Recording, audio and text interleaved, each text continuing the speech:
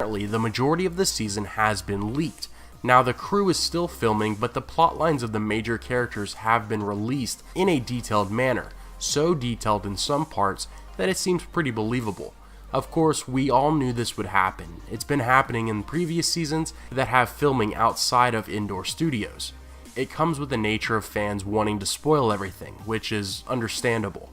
I will leave a link to the full breakdown of the alleged plot, but today I just want to talk about one event that supposedly takes place, and this event is in reference to Dany's Dragons.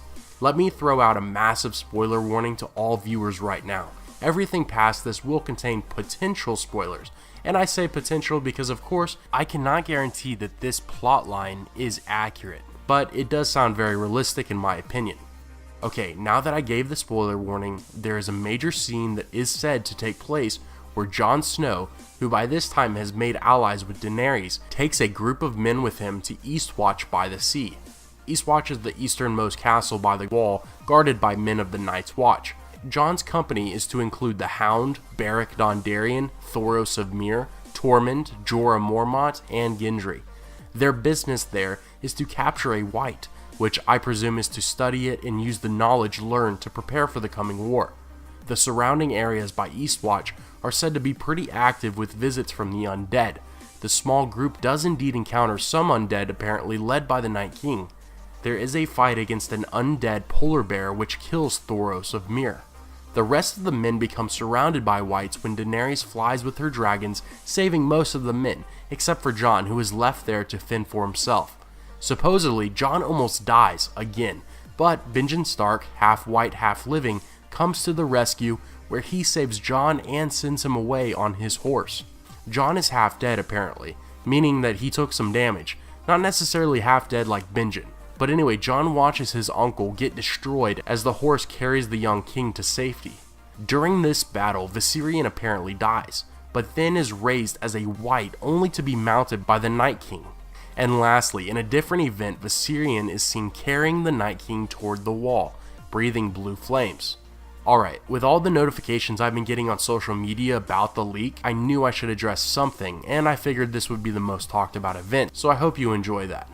The main thing that comes from this scene is obviously Viserion's death.